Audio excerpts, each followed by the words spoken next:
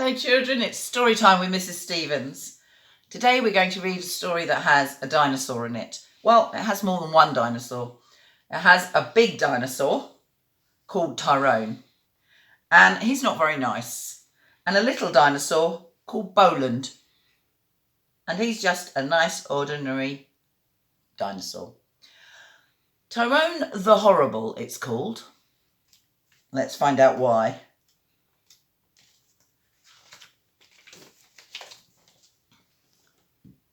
Boland was a little dinosaur.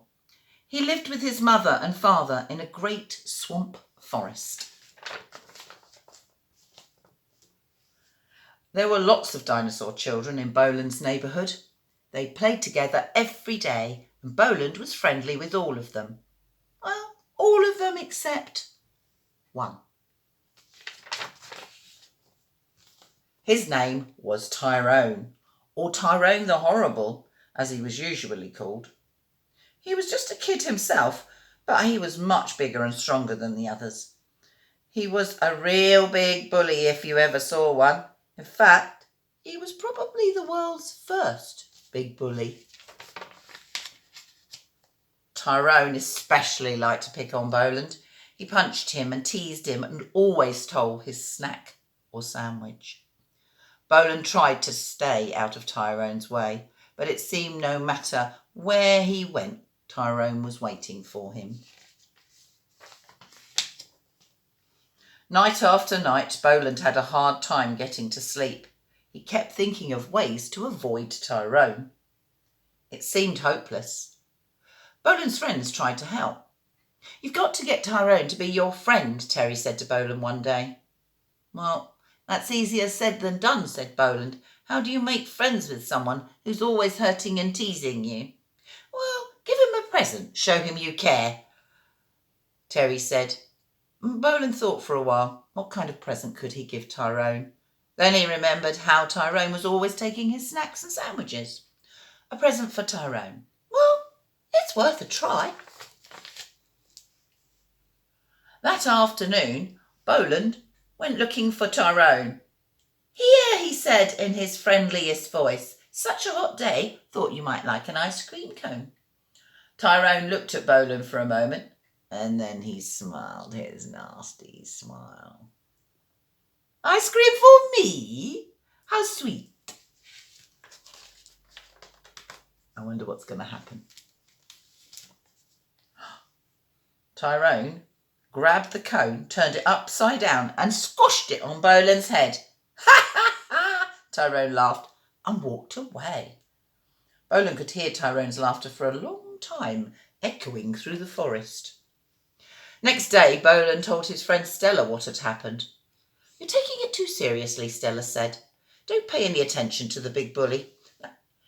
All you have to do is stay cool. That's the only thing he'll understand." "Well, staying cool when you're scared is not very easy," Boland said, "but I'll try." So next time Boland met Tyrone, he stayed cool. "Hi, lizard head," roared Tyrone as Boland walked past. "How about my sandwich?" Boland didn't pay any attention. He just kept on walking. "I suppose I'll have to help myself again," Tyrone said. He stamped on Boland's tail until Boland let go of the sandwich. Boland tried not to show his tears, but it hurt. When Boland's friends found out what Tyrone had done, they were furious. "Time to fight back," Stego said. "Tyrone has given you enough trouble. You've got to stand up to him and show him that you're a dinosaur too.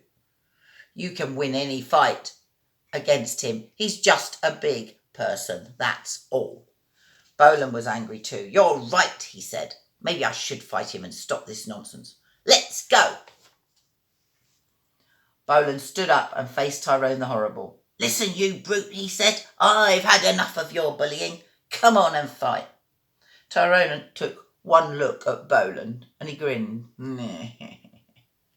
"Well, if that's what you want." It was a very short fight. Little Boland had no chance against such a big enemy. "I'm sorry," Stego said. "That wasn't a very good idea. Some bullies you just can't beat. You've just got to learn to live with them, like it or not." But Boland didn't like it. There has to be a way to beat him. He was still thinking when the moon came out and the stars filled the sky, and suddenly he smiled a big smile. That's it, he said to himself. Oh, he's had an idea. Next morning, Bolan took his sandwich and went into the swamp forest as usual. Wasn't long before he met Tyrone. Another snack for me, roared Tyrone. I hope it's something good. And he swiped the sandwich and swallowed it with one big gulp. Bolan walked on as fast as he could, and suddenly there was a terrible scream. Ah! It was Tyrone. Huge flames were coming out of his mouth. Oh, I'm burning, he cried, I'm dying. Help! Nonsense, Bolan said with a laugh. It's only a sandwich. I didn't know you were so sensitive. I happen to like double thick red hot pepper sandwiches. Too bad you don't. And he went off, leaving the moaning, groaning Tyrone behind. Ah, that was Bolan's idea. From then on, Tyrone stayed away from Bolan, as far away as he could, and Bolan played happily with his friends in the swamp forest all day. He never had any trouble falling asleep at night. Much, much later, some scientists found Tyrone the Horrible. He looked a little bit different, but he still had that nasty smile on his face. Bye for now.